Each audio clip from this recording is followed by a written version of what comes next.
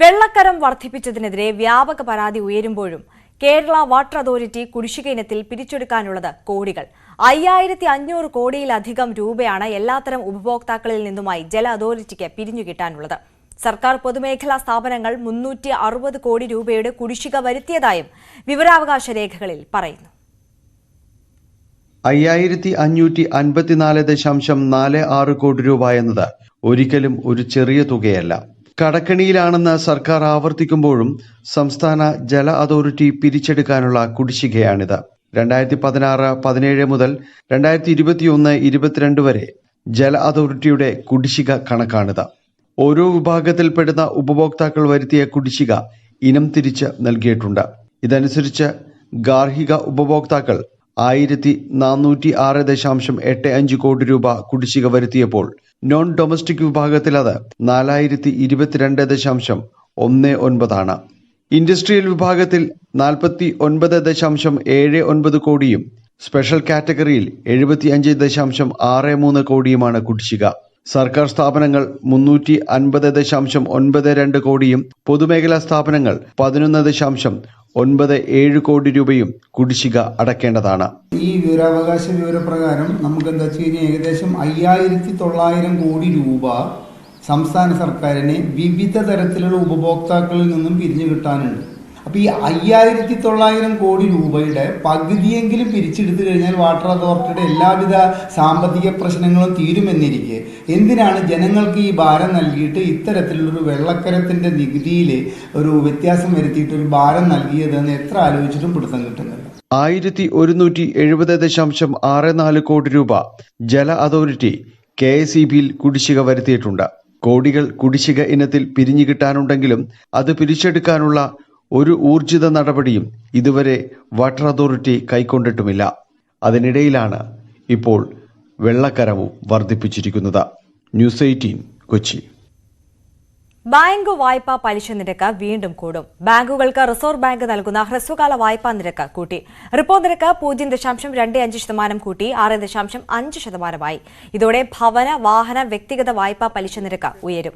വിവിധ വായ്പകളുടെ മാസ അടവ് തുകയും കൂടും. 3 ദിവസത്തെ RBIയുടെ പണനയ സമിതി യോഗത്തിന് ശേഷമാണ് RBI ഗവർണർ ശക്തികാന്ത ദാസ് നിരക്ക് വർധന പ്രഖ്യാപിച്ചത്.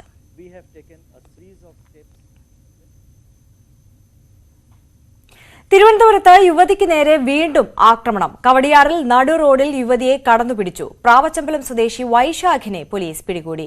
വിവരങ്ങളുമായി VV വിനോദ് ചേരുന്നു. വിനോദ്, ഇത്തരത്തിൽ സ്ത്രീകൾക്ക് നേരെ നഗരമധ്യത്തിൽ ഉണ്ടാകുന്ന ആക്രമണം തിരുവനന്തപുരത്ത് തുടർക്കഥയാവുകയാണ്. മറ്റൊരു സംഭവം കൂടി റിപ്പോർട്ട് ചെയ്യുന്നു. എന്താണ് വിശദാംശങ്ങൾ? ആര്യ, ഇന്ന് രാവിലെയാണ് കവടിയാറിൽ വെച്ച് പെൺകുട്ടിക്ക് നേരെ ആക്രമണം ഉണ്ടായത്. കാറിലെത്തിയ ആൾ നഗ്ന പ്രദർശനം നടത്തുകയും തുടർന്ന് പെൺകുട്ടിയെ കടന്നുപിടിക്കുകയുമായിരുന്നു. 20 വയസ്സുകാരിയാണ്. കവടിയാർ ഭാഗത്ത് ഒരു സ്വകാര്യ സ്ഥാപനത്തിൽ ജോലി ചെയ്യുകയാണ്. അടുത്തുള്ള ഹോസ്റ്റലിൽ താമസിച്ചാണ് ഇവിടെ ജോലി ചെയ്യുന്നത്. തുടർന്ന് പോലീസ് ആര്യ സൂചിപ്പിച്ചതുപോലെ തന്നെ ഇവിടെ സാഹിത്യോത്സവം നടന്നപ്പോൾ ഉൾപ്പെടെ യുവതിക്ക് നേരെ ആക്രമണം ഉണ്ടായ സംഭവം ഇത് വലിയ നാണക്കേടാണ് മ്യൂസിയം പോലീസിന് ഉണ്ടാക്കിയത്. പക്ഷേ ഈ കേസ് സംഭവിച്ചപ്പോൾ തന്നെ, ഈ സംഭവം ഉണ്ടായി പരാതി വന്നപ്പോൾ തന്നെ CCTV ക്യാമറകൾ വളരെ വേഗത്തിൽ പരിശോധിക്കുകയും നഗരം മുഴുവൻ ഈ വാഹനം സഞ്ചരിച്ച വളരെ വേഗത്തിൽ തന്നെ നടപടികൾ സ്വീകരിക്കുകയും വികാസ് ഭവനിൽ, അതായത് വ്യവസായ വകുപ്പിലെ ജീവനക്കാരനാണ് ഇങ്ങനെ ഒരു കൃത്യം നടത്തിയതെന്ന് മനസ്സിലായി. വികാസ് ഭവനിലെ ഓഫീസിലാണ് ഇയാൾ ഉള്ളതെന്നും പോലീസ് മനസ്സിലാക്കി. തുടർന്ന് വികാസ് ഭവനിലേക്ക് ചെല്ലുകയും വണ്ടി ഐഡന്റിഫൈ ചെയ്യുകയും ചെയ്തു. പിന്നീടാണ് ഈ ജീവനക്കാരന്റെ അടുത്തേക്ക് പോലീസ് ഉദ്യോഗസ്ഥർ എത്തുന്നത്. പുറത്തേക്ക് കൊണ്ടുവന്ന് കാര്യങ്ങൾ ചോദിച്ചപ്പോൾ അയാൾ കുറ്റം സമ്മതിച്ചു. തുടർന്ന് മ്യൂസിയം പോലീസ് സ്റ്റേഷനിലേക്ക് കൊണ്ടുവന്ന് അറസ്റ്റ് രേഖപ്പെടുത്തുകയായിരുന്നു. പെൺകുട്ടിയും പ്രതിയെ തിരിച്ചറിഞ്ഞിട്ടുണ്ട്. ഏതായിരുന്നാലും മ്യൂസിയം പോലീസിന്റെ ഭാഗത്തു നിന്ന് ഈ കേസിൽ വളരെ വേഗത്തിൽ നടപടി ഉണ്ടായി. പ്രതിയെ പിടികൂടി എന്നത് ഏറ്റവും പ്രധാനപ്പെട്ട കാര്യമായി നമുക്കിപ്പോൾ പറയാൻ കഴിയുമാരിയ. തീർച്ചയായും വിനോദ്, അതേസമയം തന്നെ ഈ വൈശാഖിനെ സംബന്ധിച്ച് കൂടുതൽ എന്തൊക്കെ കാര്യങ്ങളാണ് പോലീസ് പറയുന്നത്? ഇയാൾക്ക് വല്ല മാനസിക അസ്വാസ്ഥ്യമുള്ള ആളാണോ? എന്തുകൊണ്ട് ഈ ഒരു കൃത്യത്തിലേക്ക് കടന്നു എന്നതടക്കം എന്തെങ്കിലും ഒരു വിശദീകരണം പോലീസ് നൽകുന്നുണ്ടോ? സർക്കാർ ഉദ്യോഗസ്ഥനാണ്. മറ്റ് കാര്യങ്ങളൊന്നും ഇപ്പോൾ പോലീസ് പറയുന്നില്ല. ഈ ലൈംഗിക പ്രദർശനം, അതായത് അശ്ലീലമായ കാര്യങ്ങൾ പറയുകയും നഗ്നതാ പ്രദർശനം നടത്തുകയും പെൺകുട്ടിയെ കടന്നുപിടിക്കുകയും ചെയ്തു എന്ന നിലയ്ക്കാണ് പരാതി ഉള്ളത്. തുടർന്ന് പോലീസ് വളരെ വേഗം സ്ഥലത്തെത്തുകയും സമീപത്ത് CCTV ക്യാമറകൾ ഉൾപ്പെടെ കണ്ടെത്തുകയും ചെയ്തു. കാറിലാണ് പ്രതി എത്തിയതെന്ന് പെൺകുട്ടി മൊഴി നൽകിയിരുന്നു. ഇതിന്റെ അടിസ്ഥാനത്തിൽ ദൃശ്യങ്ങളിൽ ഈ കാറിന്റെ വിവരങ്ങൾ ശേഖരിക്കുകയും ഇത് മറ്റ് എവിടെയൊക്കെ യാത്ര ചെയ്തു എന്ന കാര്യം വളരെ വേഗത്തിൽ തന്നെ പരിശോധിക്കുകയും ചെയ്തിരുന്നു. ഇന്ന് നമുക്കറിയാം നിയമസഭ ചേർന്ന ദിവസമാണ്. നിയമസഭയ്ക്ക് മുന്നിൽ വലിയ പ്രതിഷേധവും സമരപരിപാടികളും ഉണ്ടായിരുന്നു. മ്യൂസിയം പോലീസിന് കൂടി ചുമതലയുള്ള കാര്യമാണ് ഈ നിയമസഭയുടെ ഡ്യൂട്ടി. ഈ ഡ്യൂട്ടിക്കിടയിലാണ് ഇന്ന് ഉദ്യോഗസ്ഥർ വളരെ വേഗത്തിൽ തന്നെ ഈ കാർ ഐഡന്റിഫൈ ചെയ്യുകയും ഇത് സർക്കാർ ഉദ്യോഗസ്ഥനായ വൈശാഖാണെന്ന് കണ്ടെത്തുകയും വ്യവസായ വകുപ്പിലെ ജീവനക്കാരനാണെന്ന് മനസ്സിലാക്കുകയും വികാസ് ഭവനിലെ ഓഫീസിലെത്തുകയും ചെയ്തത്. തുടർന്ന് ചോദ്യം ചെയ്തപ്പോൾ പ്രതി കുറ്റം സമ്മതിക്കുകയായിരുന്നു. തുടർന്നാണ് മ്യൂസിയം പോലീസ് സ്റ്റേഷനിലേക്ക് കൊണ്ടുപോയി അറസ്റ്റ് രേഖപ്പെടുത്തിയത്. ആര്യ. ശരി, വി വിനോദാണ് വിവരങ്ങൾ നൽകിയത്. തിരുവനന്തപുരം കവടിയാറിൽ വീണ്ടും യുവതിക്ക് നേരെ ആക്രമണം ഉണ്ടായിരിക്കുന്നു. പ്രാവച്ചമ്പലം സ്വദേശി സർക്കാർ ഉദ്യോഗസ്ഥനായ വൈശാഖിനെ പോലീസ് പിടികൂടി. മറ്റ് വാർത്തകളിലേക്ക്. ഉമ്മൻചാണ്ടിക്ക് ചികിത്സ നിഷേധിച്ചെന്ന ആരോപണങ്ങൾക്ക് മറുപടിയുമായി ചാണ്ടി ഉമ്മൻ ന്യൂസ് 18നോട് ജർമ്മനിയിലേക്ക് പോകാമെന്ന് പറഞ്ഞത് താനാണ്. ഇക്കുറി ജർമ്മനിയിൽ ലേസർ ശസ്ത്രക്രിയ നടത്തി. അസുഖം ഭേദമാകാൻ മരുന്നും പ്രാർത്ഥനയുമുണ്ടെന്നും ചാണ്ടി ഉമ്മൻ പറഞ്ഞു. ന്യൂസ് 18 കേരളം എഡിറ്റർ പ്രദീപ് പിള്ളയുമായുള്ള അഭിമുഖത്തിലാണ് ചാണ്ടി ഉമ്മന്റെ പ്രതികരണം. ജർമ്മനി പോയപ്പോൾ ഞാനും എൻ്റെ ഫാദറും മാത്രം.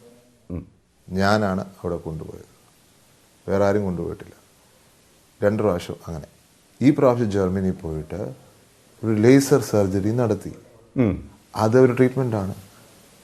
അത് കഴിഞ്ഞിട്ട് തിരിച്ചു വന്നിട്ട് ഞാൻ പറഞ്ഞ ട്രീറ്റ്മെൻറ്റ് HCG ചെയ്തുകൊണ്ടിരിക്കുകയാണ്. ഉമ്മൻചാണ്ടിക്ക് ഇപ്പോൾ ന്യൂമോണിയയുടെ തുടക്കമാണ്. 7-8 വർഷമായി തൊണ്ടയ്ക്ക് പ്രശ്നമുണ്ട്. അസ്വാസ്ഥ്യം വന്നും പോയും ഇരിക്കുന്നു. ജർമ്മനിയിൽ പോയപ്പോൾ ട്യൂമർ ഇല്ലെന്ന റിപ്പോർട്ട് ലഭിച്ചെന്നും ചാണ്ടി ഉമ്മൻ പറഞ്ഞു. ന്യൂമോണിയയുടെ സ്റ്റാർട്ടിംഗ് ആണ്. ശരിക്കും പറഞ്ഞാൽ അദ്ദേഹം കഴിഞ്ഞ ഒരു 3 മാസമായി HCG എന്ന് പറയുന്ന ബാംഗ്ലൂരിലെ ഹോസ്പിറ്റൽ ഉണ്ട്.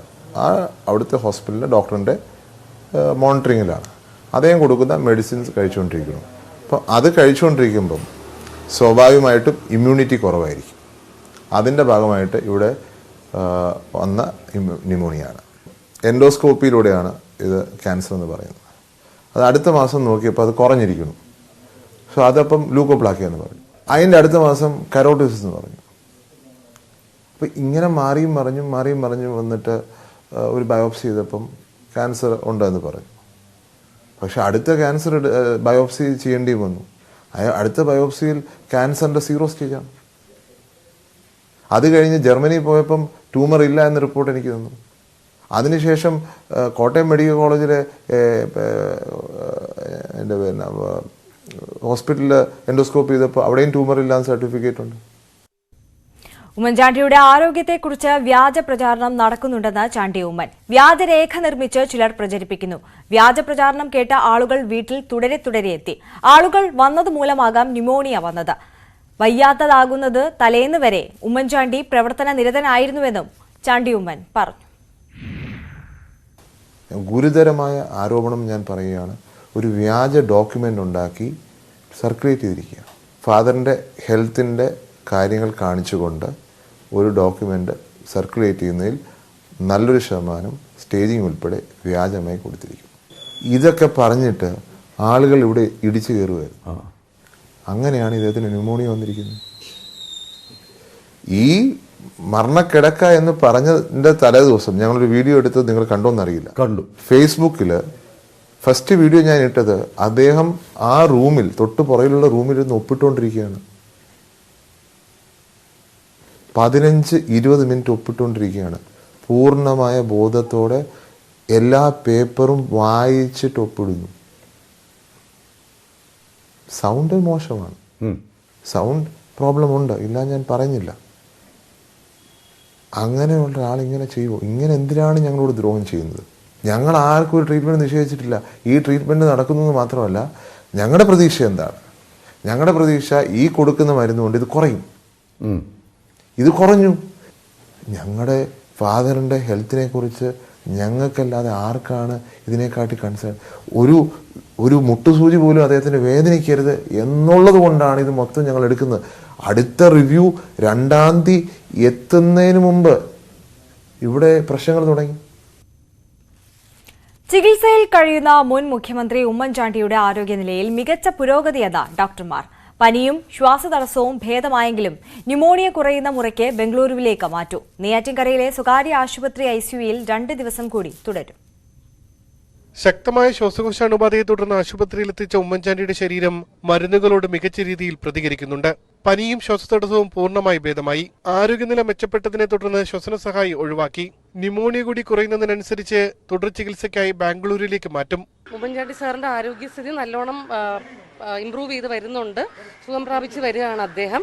ഇന്ന് രാവിലെ കുടുംബാംഗങ്ങളോടും ആരോഗ്യ പ്രവർത്തകരോടും എല്ലാം നന്നായി സംസാരിക്കുകയും പ്രതികരിക്കുകയൊക്കെ ചെയ്യുന്നുണ്ട്. നമ്മൾ കൊടുക്കുന്ന ആൻറ്റിബയോട്ടിക്സിന് അദ്ദേഹത്തിൻ്റെ ശരീരം പ്രതികരിക്കുന്നുണ്ട്.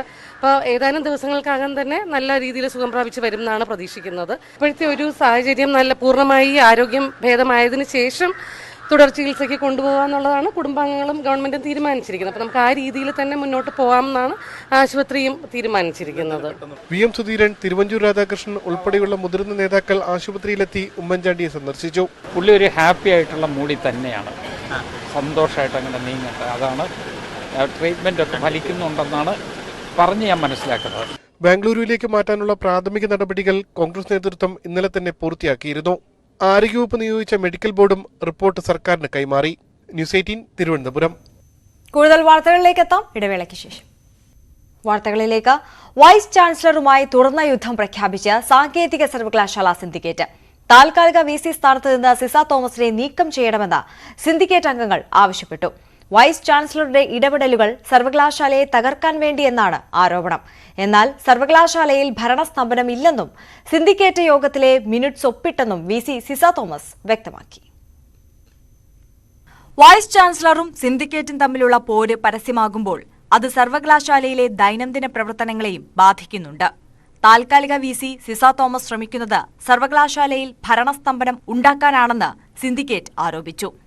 അടുത്ത അക്കാദമിക വർഷത്തിലേക്കുള്ള സിലബസ് രൂപീകരിക്കേണ്ട സമയം അതിക്രമിച്ചിരിക്കുകയാണ്.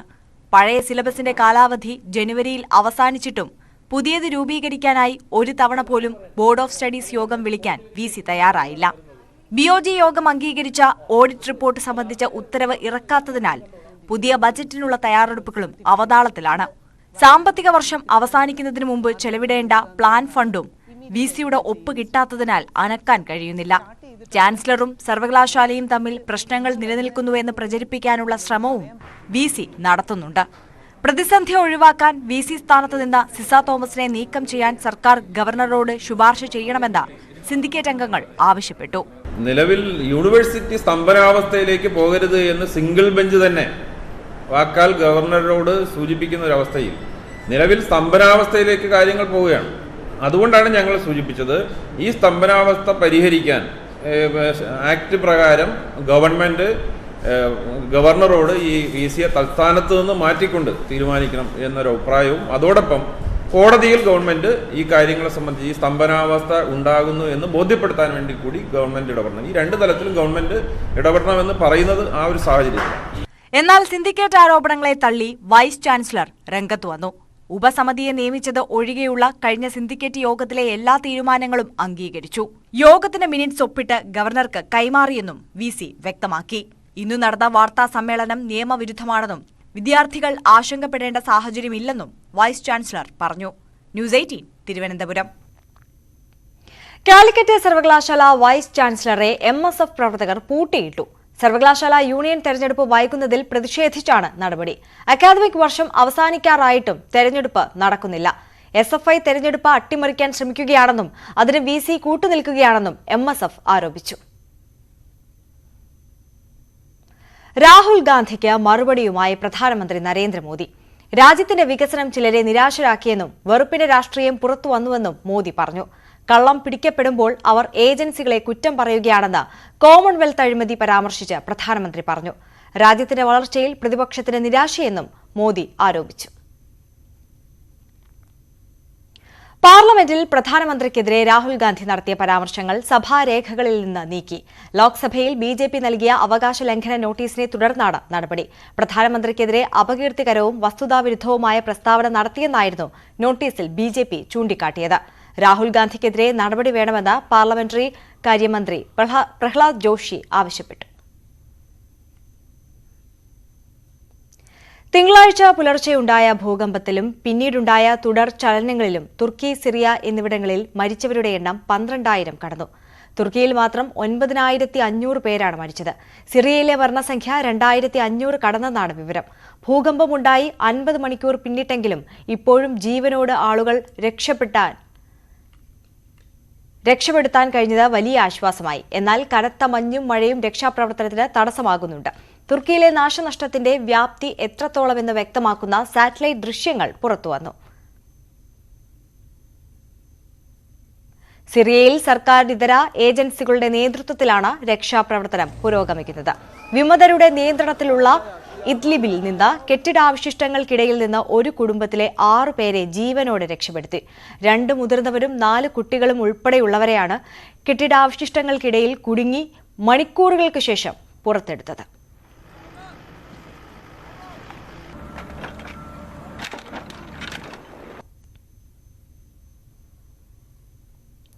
തുർക്കിയിലെയും സിറിയയിലെയും ദുരന്തഭൂമിയിൽ നിന്നും മനസ്സ് പിളർത്തുന്ന ചിത്രങ്ങളാണ് പുറത്തുവരുന്നത്. പ്രതീക്ഷയറ്റ് മരിച്ച മകളുടെ കൈപിടിച്ചിരിക്കുന്ന പിതാവും 17 മണിക്കൂർ തന്റെ സഹോദരനെ കോൺക്രീറ്റ് സ്ലാബിനുള്ളിൽ സംരക്ഷിച്ചു നിർത്തിയ 7 വയസ്സുകാരിയുമെല്ലാം ദുരന്തഭൂമിയിലെ നനവ് പടർത്തുന്ന പ്രതീകങ്ങളാണ്.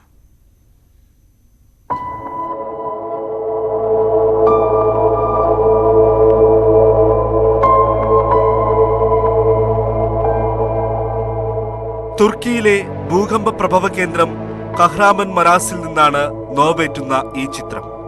വീട് നിലംപൊത്തിയപ്പോൾ 15 വയസ്സുകാരി ഇർമാക്ക് അതിനുള്ളിൽ പെട്ടുപോയി. ജനാലകൾ വന്നിടിച്ച് അവൾ മരിച്ചു. രാത്രി ഉറങ്ങിയ അതേ കട്ടിലിൽ തന്നെ മകളുടെ കയ്യിൽ പിടിച്ച് അവിടെ തന്നെ ഇരിക്കുകയാണ് മെസൂട്ട് ഹാൻസർ എന്ന പിതാവ്.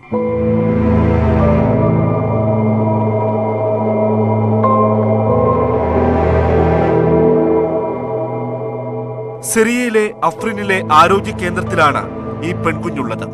ഭൂകമ്പത്തിൽ വീട് നിലം പതിക്കുമ്പോഴായിരിക്കാം അവൾ പിറന്നു വീണത്. വീടിനുള്ളിൽ നിന്ന് രക്ഷാപ്രവർത്തകർ അവളെ എടുക്കുമ്പോൾ അമ്മയുമായുള്ള പൊക്കിൾ കൊടി ബന്ധം അറ്റുപോയിരുന്നില്ല. എന്നാൽ അമ്മയടക്കം ആ കുടുംബത്തിലെ ആരും അവശേഷിച്ചിരുന്നില്ല.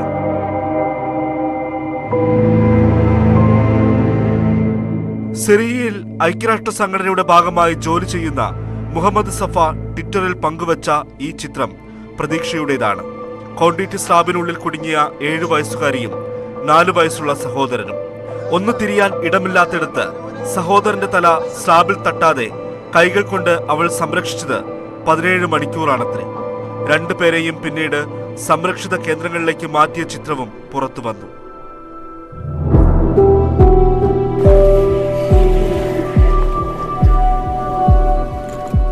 യുദ്ധം കശക്കിയെറിഞ്ഞ 12 ആണ്ടിലെ ദിവസങ്ങളിൽ ഒന്നെന്ന പോലെയാകും സിറിയയിലെ ജനതയ്ക്കിത്. ദിവസവും മിസൈൽ പതിച്ച് ദുർബലമായ വീടും ഒപ്പമുള്ള പ്രിയപ്പെട്ടവരും ഇനിയില്ലെന്ന യാഥാർത്ഥ്യം കൂടി അവർ ഉൾക്കൊള്ളണം. എന്തൊരു നിസ്സഹായനാണ് നമുക്ക് ചുറ്റുമുള്ള മനുഷ്യൻ. നമുക്കവർ ദുരന്തഭൂമിയിലെ പ്രതീകങ്ങളാണെങ്കിലും.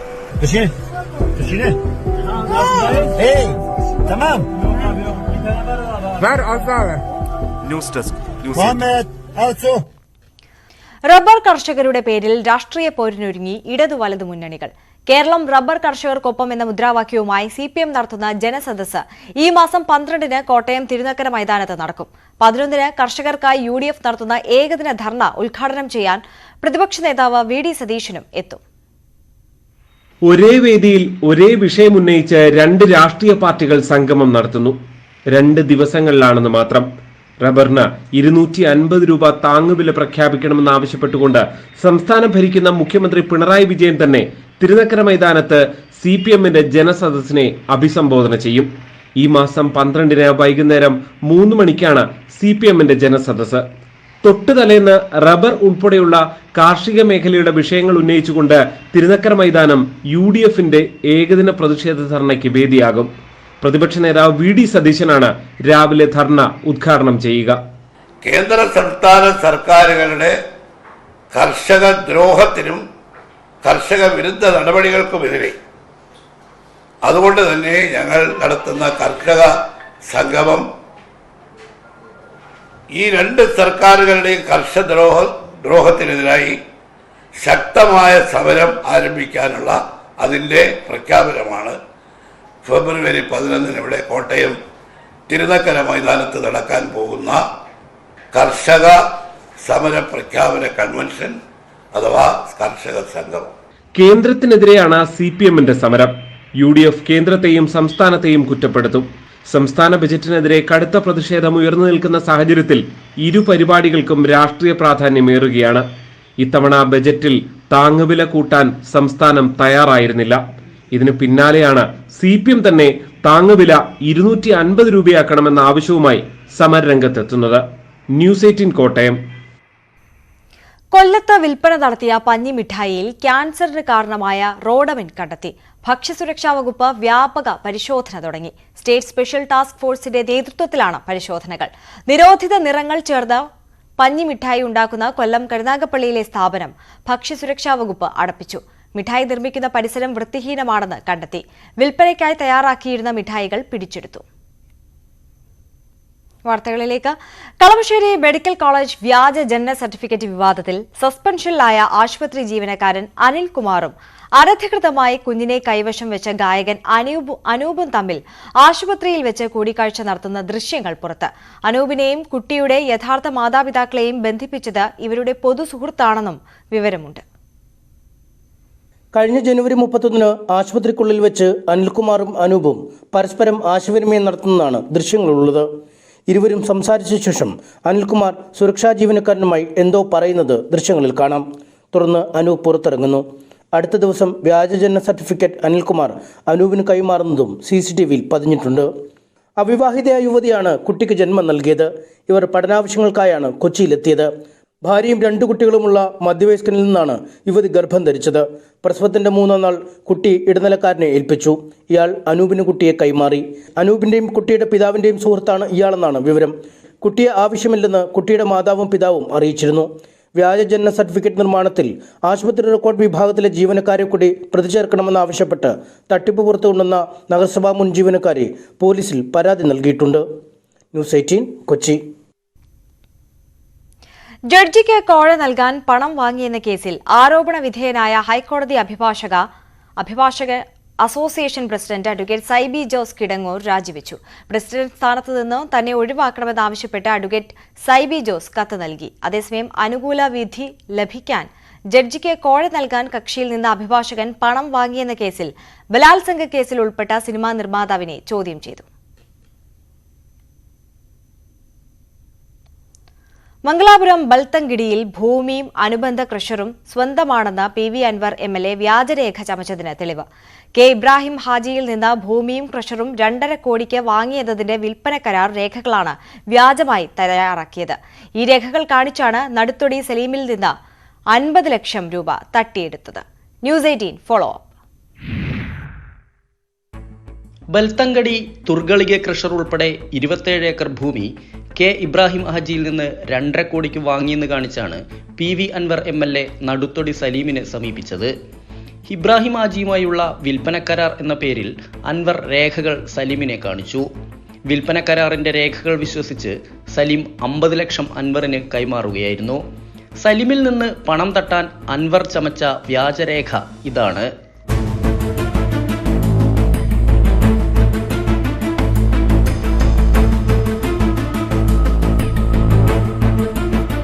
കർണാടക സർക്കാർ K. ഇബ്രാഹിമിന് പാട്ടത്തിന് നൽകിയ 1 ഏക്കർ 60 സെന്റ് ഭൂമിയാണ് 2.5 കോടിക്ക് താൻ വാങ്ങിയതെന്ന് വിശ്വസിപ്പിച്ച് അൻവർ പണം തട്ടിയതെന്ന് സലീം നടുത്തൊടി. ഈ കേസിൻ്റെ ഓരോ ഘട്ടങ്ങളിലും നടന്നിട്ടുള്ള അന്വേഷണ സംഘത്തിൻ്റെ ഇടപെടലുകൾ, അവരുടെ ശ്രമങ്ങൾ മുഴുവൻ പ്രതിയെ രക്ഷിക്കുന്നതിനുള്ള വഴികൾ അവരുടെ സമയം ചിലവാക്കി കണ്ടെത്തുകയും കൃത്രിമമായ രേഖകൾ ഉൽപ്പാദിപ്പിക്കുകയും ചെയ്യുന്ന അങ്ങനെയാണ് കാണാൻ കഴിഞ്ഞത്. ഈ ഘട്ടത്തിൽ ഇത്തരത്തിലുള്ള ഒരു ഡോക്യുമെൻ്റ് മറ്റൊരാളുടെ ഉടമസ്ഥതയിലുള്ള 2 ഏക്കറോളം വരുന്ന പാട്ടഭൂമി കാണിച്ചുകൊണ്ട് അത് 27 ഏക്കർ ഭൂമി അതിന് ചുറ്റുമുള്ള സർക്കാർ ഭൂമി സ്വന്തമാണ് എന്ന് കാണിക്കുന്ന വ്യാജരേഖകളൊക്കെ വെച്ചുകൊണ്ട് നടത്തിയ ഒരു തട്ടിപ്പാണിത്. തണ്ണീരുബന്ധ പഞ്ചായത്തിലെ സർക്കാർ ഭൂമി ചൂണ്ടിക്കാട്ടി വ്യാജരേഖയുടെ പിൻബലത്തിൽ PV അൻവർ 50 ലക്ഷം തട്ടിയതിന്റെ തെളിവുകളാണ് പുറത്തുവരുന്നത്. വഞ്ചന, വ്യാജരേഖ ചമയ്ക്കൽ ഉൾപ്പെടെ ജാമ്യമില്ലാ കുറ്റമാണെന്നിരിക്കെയാണ് അൻവറിനെ രക്ഷിക്കാൻ വേണ്ടി പോലീസ് ഒത്തുകളി നടത്തിയതെന്നാണ് പരാതിക്കാരന്റെ ആരോപണം. ബൽത്തങ്കടി ക്രഷർ യൂണിറ്റുമായി ബന്ധപ്പെട്ട് വൻ തട്ടിപ്പാണ് അരങ്ങേറിയത്. കേരളത്തിലെ ഒരു MLA തന്നെ പണം തട്ടാൻ വ്യാജരേഖ ചമച്ചു എന്നുള്ളതാണ് ഗൗരവതരം. പ്രബുദ്ധ കേരളമേ ലജ്ജിച്ചു തല താഴ്ത്തുക. S Vinesh Kumar, news 18, Kozhikode. Mammootty B Unnikrishnan ചിത്രം ക്രിസ്റ്റഫറിന്റെ പ്രീ റിലീസ് ടീസർ പുറത്ത്. ഇൻവെസ്റ്റിഗേഷൻ ത്രില്ലർ ചിത്രമാണ് ക്രിസ്റ്റഫർ എന്നാണ് ടീസർ നൽകുന്ന സൂചന. ചിത്രം നാളെ തിയേറ്ററുകളിലെത്തും.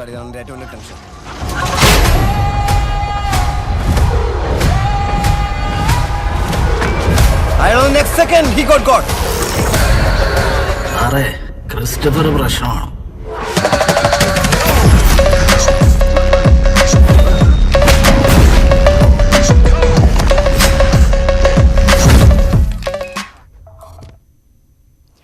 പാറക്കെട്ടുകളിലെ പൊത്തുകളിൽ നിറയെ ഞണ്ടുകളാണ്. ആളനക്കം ഇല്ലാതാകുന്നതോടെ ഇവയെല്ലാം പുറത്തേക്ക് വരും.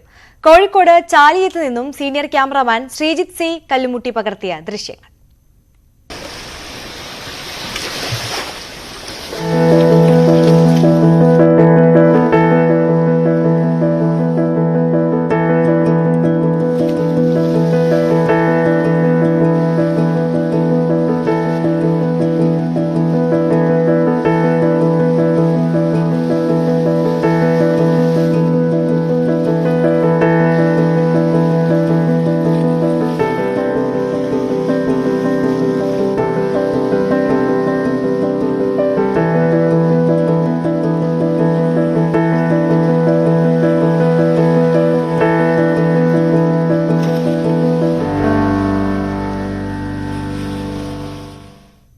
വാർത്തകൾ വിശദമായി പൂർണ്ണമാകുന്നു. നമസ്കാരം.